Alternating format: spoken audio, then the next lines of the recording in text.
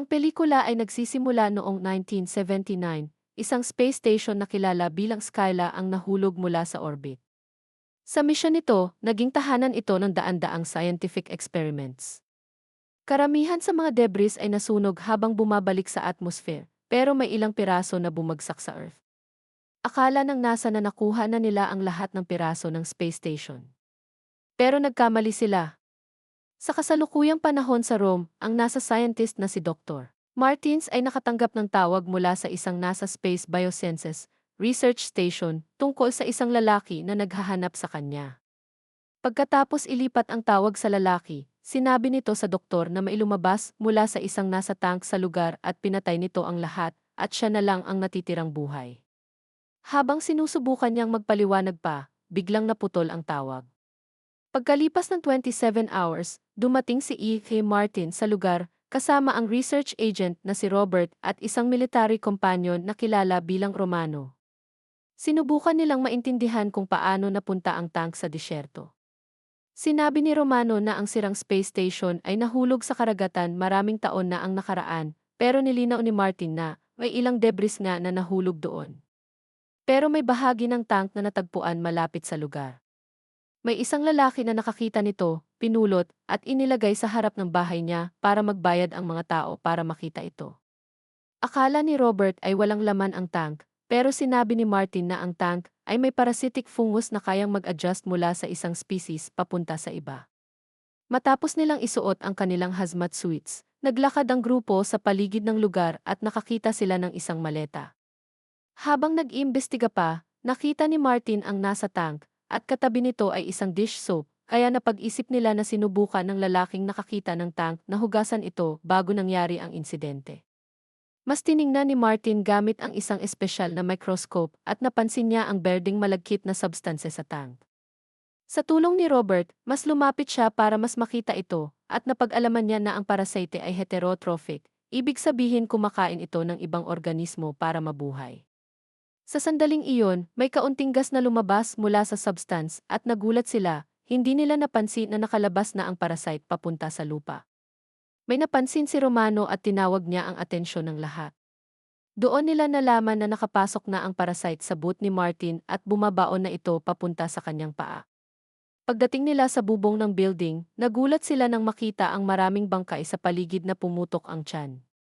Nagtaka si Roberto kung bakit umakyat ang mga katawan doon, at ipinaliwanag ni Martin na ginamit sila ng parasite, katulad ng ginagawa ng ibang fungus na nakakaapekto sa mga insekto.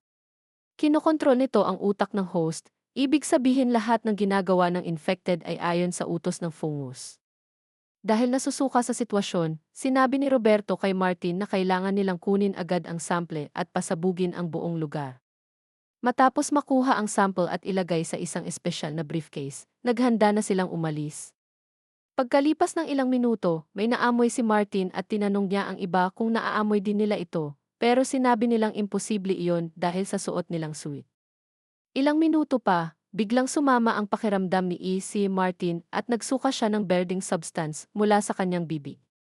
Samantala, sa loob ng katawan niya, kumalat na ang parasite at kontrolado na nito ang buong sistema ng katawan niya. Dahil kontrolado na siya ng parasite, nahulog niya ang case at tumakbo papunta sa kotse para magmaneho papunta sa lungsod. Nang makita na infected na siya, binunot ni Romano ang baril niya at binalaan ang doktor na tumigil. Halos masagasaan siya pero nailigtas siya ni Robert kahit na nabalian ito ng likod. Lumabas si Martin mula sa kotse at kinuha ang baril, pero sinugod siya ni Romano. Matapos ang ilang sagupaan, nakuha ni Martin ang baril at muntik na niyang barilin ang babae.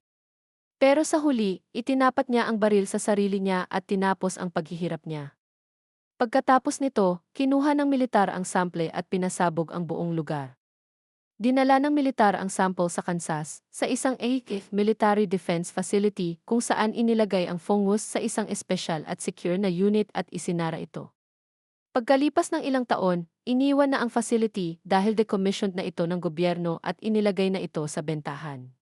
Sa kasalukuyang panahon, ang bunker ay ginawang storage unit kung saan dumating ang isang security employee na si Travis, na kilala bilang T-Cake, para sa trabaho. Sinabi ng boss niya na gusto siyang isama sa ilang iligal na gawain, pero tumanggi si Travis dahil gusto niyang manatiling malinis at ayaw niyang mapasok sa gulo. Kahit nadismaya, sinabi ng boss na babalik siya mamaya para kunin ang ilang items na itinago niya para ibenta sa mga shady dealers. Habang wala pa siya, may darating daw na bagong kasamahan si Travis. Nang gabing iyon, isang matandang babae ang pumunta sa storage para makita ang unit niya dahil anniversary niya ngayon. Tinulungan siya ni Travis papunta sa elevator. Pagkatapos, nakita ang matanda na tinitingnan ang larawan ng yumaong asawa niya bago ito hinalikan para batiin ng happy anniversary. Balak sana niyang wakasan ang buhay niya, pero nagbago ang isip niya at sinabing gagawin na lang niya iyon pagkatapos niyang matulog. Samantala, nakikinig si Travis sa isang self-help podcast nang marinig niya ang parehong ingay na sinabi ng boss niya. Pinuntahan niya ito para tingnan. Nang makita niya ang bagong kasamahan sa kamera, tinawag niya ang atensyon nito at tinanong kung may naririnig ba siyang kahit ano. Naglakad ang babae sa paligid ng unit at nakinig ng mabuti bago sinabing wala siyang narinig. Nagsimulang makipag-usap si Travis sa kanya at sinabi ng babae na madaldal siya. Pagkatapos, ipinakilala niya ang sarili niya bilang Naomi. Habang tahimik ang lugar, pareho nilang narinig ang parehong tunog kaya sabay silang pumunta para tingnan ito. Pagkatapos, nalaman ng dalawa na ang beeping sound ay nanggagaling sa likod ng isang pader mula sa kanilang kinatatayuan. Kaya nagdesisyon silang tanggalin ang frame na nakatakip sa espasyo at basagin ang pader. Ayaw sana ni Travis gawin ang plano. Sa sandaling iyon, nakatanggap si Naomi ng tawag mula sa boyfriend niya, pero hindi niya ito sinagot at sinabi niyang hindi naman umuusad ang relasyon nila, kaya ayaw na niyang makipag-usap dito. Gusto pa ring ituloy ni Naomi ang plano, pero ayaw ni Travis dahil nakaparol siya at kailangan niyang panatilihin ang trabaho niya. Pero gumawa si Naomi ng cute na mukha at nakiusap kay Travis na kumuha ng martilyo. Samantala, sa North Carolina, nakatanggap si Robert ng tawag mula sa SE, Defense Threat Reduction Agency, tungkol sa temperature breach sa dating government facility sa Kansas City, at kailangan nila ang tulong niya para malaman kung ano ang nangyayari. May ideya na si Robert kung ano ang nangyayari kaya sinabi niya sa opisyal na ibigay lahat ng nasa listahan niya para agad nilang maayos ang problema. Pero sinabi ng opisyal na hindi niya iyon magagawa hanggat wala siyang clearance mula sa mga nakakataas. Kumalma si Robert at tinanong ang pangalan ng opisyal.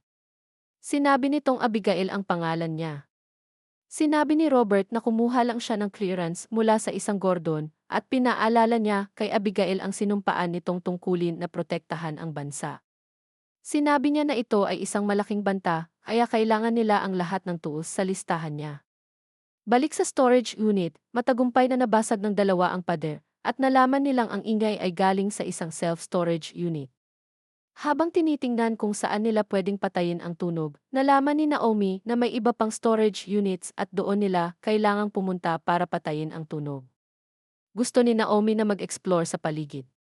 Dahil excited siya na ito lang ang chance niya na gumawa ng masayang bagay, tinanong siya ni Travis kung hindi ba siya lumalabas. Sumagot si Naomi na hindi. Nakiusap muli si Naomi kay Travis na sumama siya sa lab. Pero tumanggi si Travis, sinasabing ang dahilan kung bakit siya napunta sa kulungan ay dahil lagi siyang nang sa mga hiling ng iba nang hindi nag-iisip. Sinigurado ni Naomi sa kanya na ligtas naman ito at wala siyang dapat ipag-alala. Pagkatapos ng ilang segundong pag-iisip, pumayag si Travis at sabay silang sumakay sa elevator papunta sa facility. Sa labas ng building, kakarating lang ng boyfriend ni Naomi gamit ang kotse at may baril sa tabi niya. Tinawagan niya ang phone ni Naomi pero napunta ito sa voicemail. Kaya nagsimula siyang humingi ng tawad sa ginawa niya, sinasabing hindi niya ito nakausap kaya pumunta siya sa trabaho ni Naomi. Sa sandaling iyon, may napansin siyang gumagalaw sa trunk ng kotse niya. Dahan-dahan siyang lumabas at tiningnan kung ano ang sanhi ng ingay. Pagkabukas niya ng trunk, may pusa na biglang tumalon palabas at kalahati ng mukha nito ay parang kinain na. Pagkatapos maglabas ng malagkit na substance, umakyat ang pusa sa isang antena at itinulos ang ulo nito sa matulis na bahagi. Ilang segundo lang ang lumipas, sumabog ang tiyan ng pusa, at tumalsik ang mga laman nito sa mukha ng lalaki at pati sa ilang hayop sa paligid. Balik kina Naomi at Travis, nakarating sila sa isang special access unit kung saan nanggagaling ang beeping sound. Habang tumitingin sa paligid ng silid, napansin nila ang maraming daga na magkakadikit ang buntot, at may fungus na nakapulupot sa katawan nila. Tinawag ito ni Naomi na Rat King at sinabi ni Travis na hindi pa siya nakakita ng ganito dati. Dahil mas lalo siyang naging curious, lumapit si Naomi sa isa pa para makita kung ano ang nangyayari. Hindi niya napansin na may maraming fungus na tumubo sa kabilang side. Sinabi ni Travis na hindi na niya kaya ang nakikita niya at gusto na niyang umalis. Kaya sumama si Naomi at sabay silang umalis sa lugar. Samantala, habang nasa eroplano papuntang Kansas City, nakatanggap si Robert ng tawag mula kay Abigail. Sinabi niya na hindi niya nagawa ang hiling ni Robert na alisin siya sa loob at hindi rin niya nakausap si Gordon dahil namatay na ito 2 taon na ang nakalipas. Pero ang misyon ngayon ay nasa ilalim na ng bagong lieutenant na si Jerabic. Sinabi ng lalaki kay Robert na matagal nang nasil at nakontrol ang facility. Pero ipinaliwanag ni Robert na maaaring nagkaroon ng pagbabago sa temperatura na nagpahina sa mga tubo at posibleng nagbigay daan para makatakas ang nakamamatay na fungus. Hindi naniwala si Jerabic sa sinabi niya, pero pinayagan pa rin siyang sumama sa misyon bilang paggalang sa kanilang dating kaibigan na si Gordon. Halata na hindi maganda ang relasyon ni Robert at ng lieutenant dahil lagi silang nag-iinsultuhan sa isa't isa. Nakita ni Abigail na hindi masyadong makakatulong ang lieutenant sa sitwasyon, kaya ginamit niya ang personal phone niya para tawagan si Robert. Sinabi ni Robert na hindi naiintindihan ni Jerabic at ng mga nasa kapangyarihan ang panganib ng parasite, kaya kailangan niya ang tulong ni Abigail para gawin ang dapat gawin. Inutusan niya si Abigail na kontakin ang isa pang agent na si Romano. Sa sandaling iyon, lumapit si Jerabic kay Abigail para tingnan kung sino ang kausap niya. Kaya nagkunwari siyang kausap ang partner niya para umalis si Jerabic. Pagkaalis nito, sinabi ni Robert na tulungan si Romano sa listahan ng mga gamit na kailangan niya, lalo na ang tinatawag na Item 7. Balik sa storage unit, nakalabas na sina Naomi at Travis mula sa lab nang makita nila ang isang usa na nakatitig sa kanila. Pagtingin nilang mabuti, nakita nilang pumasok ang usa sa elevator. Samantala, ipinakita kung paano nakalabas ang parasite papunta sa labas ng mundo. 2 taon na ang nakalipas, kumalat ang parasite sa storage unit at nakalabas ito sa isang butas sa salamin. Ilang oras na ang nakalipas, nakasalamuhan ng fungus ang isang ipis at kinontrol nito ang buong katawan nito. Habang kontrolado ng fungus, gumapang ang ipis sa mga butas sa facility hanggang makalabas ito. Doon, nasagasaan ito ng kotse ng boyfriend ni Naomi. Pagkatapos, gumapang ang fungus sa gulong ng kotse papunta sa trunk kung saan nakahiga ang patay na pusa. Balik sa kasalukuyan, sinabi ni Travis na dapat silang tumawag sa CE at umalis na sa building. Kaya dumaan sila sa hagdan. Pero nasa entrance na ang usa, kaya maingat nilang pinanood ang hayop. Biglang lumingon ang usa at tumitig sa kanila bago tumakbo papunta sa kanila. Buti na lang at nahila ni Naomi si Travis palayo bago pa sumabog ang usa. Pagkalipas ng ilang minuto, dumating ang boyfriend ni Naomi na si Nick at mukhang napakasama ng pakiramdam nito. Sinabi niya kay Naomi na ibuka ang bibig niya para doon siya magsuka. Tumanggi si Naomi, kaya binunot ni Nick ang baril niya at nagsimulang magpaputok sa kanila, pero wala siyang tinamaan. Ang ingay ng baril ang gumising sa matandang babae na nakita kanina. Habang tumatakbo sina Naomi at Travis para magtago, napunta sila sa gitna ng mga storage unit at nagpasya silang magtago sa isa sa mga storage. Sa kasamaang palad, hindi nila ito naisara ng maayos bago sila maabutan ni Nick. Nanahimik sila para hindi siya makaakit ng atensyon habang pinapanood siyang naglalakad sa paligid. May isang bagay na biglang nahulog, pero bago ito makita ng infected na si Nick, mabilis itong itinago ni Travis. Pagkaalis ni Nick, aksidenteng natamaan ni Travis ang isang kagamitan na nagdulot ng malakas na ingay sa lugar. Sinubukan ni Travis na isara ang pinto ng storage. Dumating si Nick kaya mabilis nilang isinara ang pinto at nadurog ang daliri nito sa pinto. Nagdesisyon si Naomi na tumawag sa SIS para mailigtas sila. Pagdating sa Kansas City, sinundo si Robert ni Romano. Sinabi niya na nakuha na niya ang lahat ng kagamitan na kailangan nila maliban sa Item 7, kaya kailangan nilang pumunta sa bahay niya para kunin ito. Habang nasa biyahe, nakatanggap si Robert ng tawag mula kay Abigail. Sinabi niya na may tumawag mula sa facility, kaya inilipat niya ang tawag kay Robert. Tinanong ni Robert si Naomi tungkol sa nangyayari doon at ipinaliwanag niya ang lahat. Sinabi ni Robert na manatili silang kalmado dahil paparating na ang tulong. Habang naghihintay ang dalawa ng tulong, may narinig silang tunog ng makina mula sa labas at narinig din ito ng infected. Natuwa si Travis dahil akala niya dumating na ang tulong. Pero ang dumating pala ay ang boss nila, kasama ang mga tauhan niya para kunin ang mga natitirang packages. Pagdating nila sa hallway, nakita nila ang laman ng patay na hayop sa sahig at nainis sila. Nang makita ang pader na nabasag, sumigaw ang boss sa microphone ng store at tinawag si Travis, sinasabing lumabas siya at agad siyang sinisante. Pinababa ng boss ang mga tauhan niya sa elevator at sinabi na may 20 minutes lang sila bago umalis dahil may paparating na bagyo. Pagdating sa ground floor, may isang tauhan na may napansin pero nagpatuloy lang sila. Napunta sila sa isang storage na puno ng television, kaya nagsimula silang ilabas ang mga ito. Samantala, palihim na pumasok sina Robert at Romano sa bahay ng anak niya para kunin ang item 7 at muntik pa silang mabaril ng binata. Pagkatapos humingi ng tawad dahil sa pagpasok nila ng ganoon, pinayagan silang umalis kasama ang isang package. Habang inilalabas ng mga tauhan ang mga gamit, nakita ng mutated at infected na si Nick ang grupo.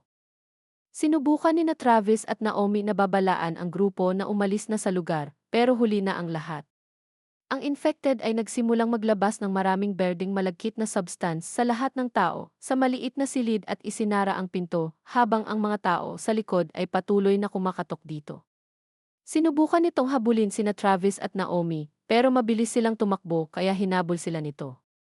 Biglang binaril ito ng matandang babae na nakita kanina at sumabog ito. Narinig ng boss ang putok ng baril at inilabas niya ang baril niya para tingnan kung ano ang nangyari. Tinulungan ni Travis ang matandang babae na makalabas ng building, pero bago siya umalis, kinuha ni Travis ang baril at itinapon ito. Samantala, sa labas ng building, napagod na ang mob boss sa paghihintay kaya kinuha niya ang mga bagay na nailabas na nila at umalis kasama ang mga iyon.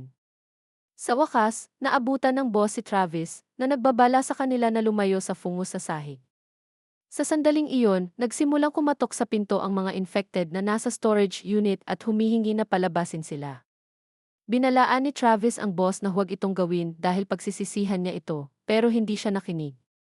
Sa halip, inutusan niya si Travis na buksan ang pinto. Habang lumalapit ang boss, nadulas siya at aksidenteng naputok ang baril niya kay Travis at tinamaan ang braso nito. Sinabi ng boss na ang susunod na bala ay sa ulo na niya tatama, kaya napilitan si Travis na sumunod. Pero sa halip na buksan ang storage, isinara ni Travis ang lock. Sa sandaling iyon, dumating si Naomi na may dalang fire hose, kaya nagkaroon ng pagkakataon sina Travis at Naomi na tumakbo.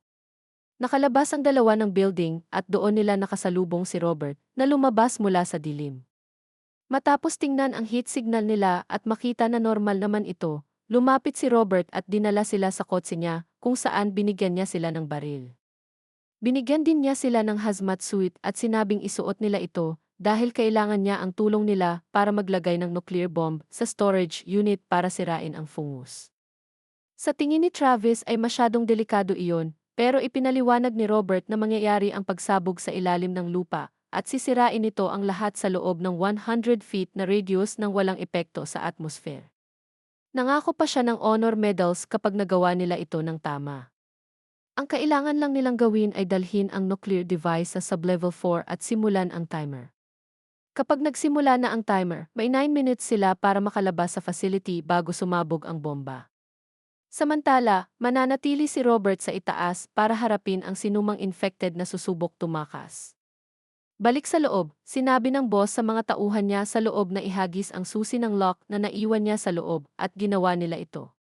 Pagkatapos mabuksan ang storage, hindi na kayanan ng boss ang bahong amoy habang ang isa sa mga kasama niya ay sinubukang tumakbo. Nadulas ito sa fungus sa sahig, ibig sabihin na hawa na siya. Tinapat ng boss ang baril sa iba at sinabing lumayo sila.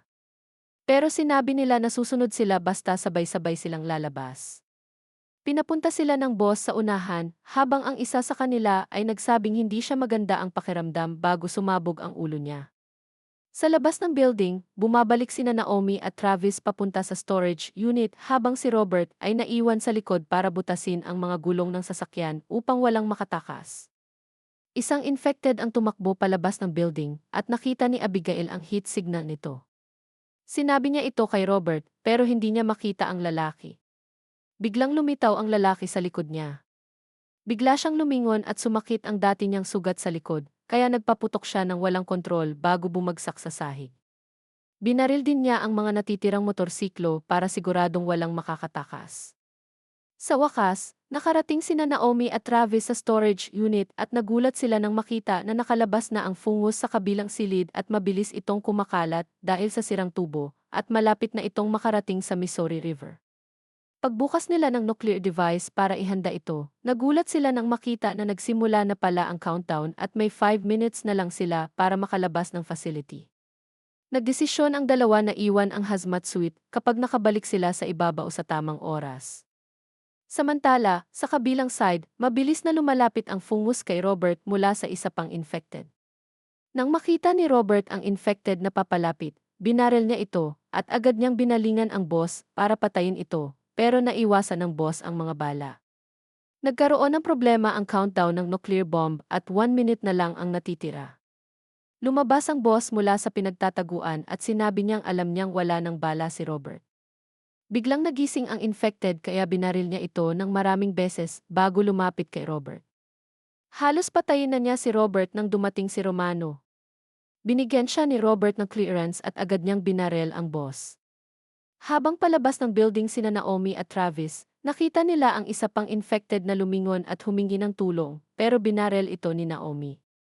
May 55 segundo na lang ang natitira, kaya tinulungan ng grupo si Robert na makalabas ng lugar bago pa siya mahawa. Doon sinabi ni Robert na alam na niyang nagsimula na ang countdown bago pa sila bumaba doon. Sa kabutihang palad, nakarating ang grupo sa isang sasakyan at mabilis silang umalis. Habang sinusubukan nilang makatakas, sumabog ang nuclear bomb, sinira ang lahat sa paligid at gumawa ng malaking hukay sa lugar. Sa wakas, nakalayo ang grupo sa 100-meter radius at lahat ay ligtas. Kinabukasan, ipinakita sa balita na naiwasan ang isang malaking sakuna at kinilala si Robert bilang bayani habang pinagalitan si Jerabic dahil hindi niya sineryoso ang sitwasyon. Si Robert ay nasa ospital at binisita siya ni Abigail na may dalang bulaklak para sa pagliligtas niya sa mundo. Samantala, magkasama na sina Naomi at Travis at nakita silang naglalaro kasama ang 6 na taong gulang na anak ni Naomi. At dito na nagtatapos ang pelikula. Maraming salamat sa panonood.